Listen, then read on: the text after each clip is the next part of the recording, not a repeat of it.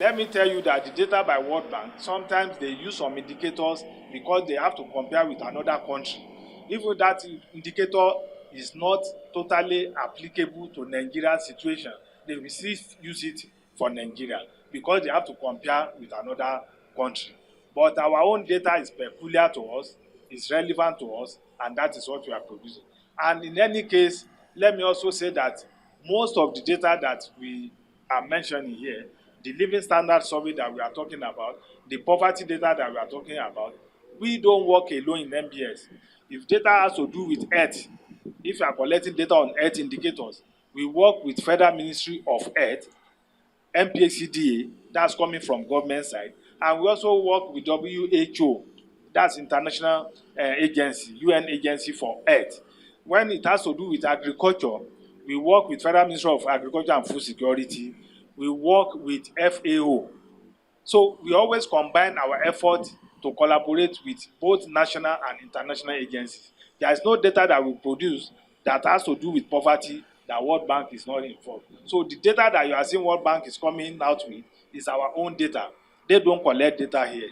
We are aware and we agree with the fact that increasing rate is necessary so as to reduce money supply, which particularly M4, which invariably goes to reduce inflation. But at the same time, we need growth, we need employment, and we can only get that if our manufacturing sector, and solid minerals and all of that, if they are doing well, and SMEs, if they are doing well, they cannot do well with 30% interest rate, And talking about the core mandate being inflation, yes, there are also some areas, some countries where mandates are both inflation and growth and employment. So we should also begin to look at that. So as you go into your meeting next week, what we are saying is that we thank them. We realize the fact that at least we have a reasonable level of stability, in that sector. I mean, in our monetary policy area. Between monetary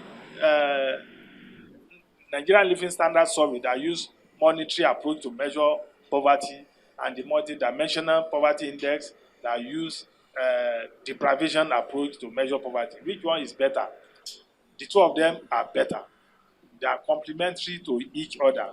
You need the two to have a comprehensive outlook of what poverty situation is in the country.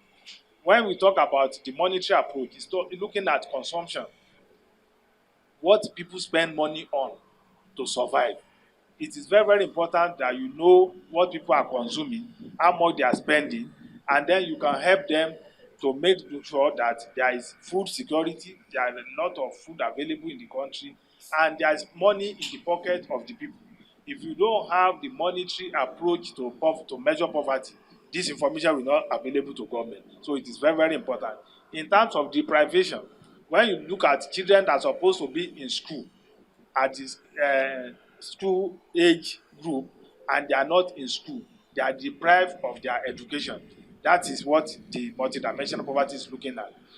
It's the responsibility of all of us to see that you are well funded, much as possible.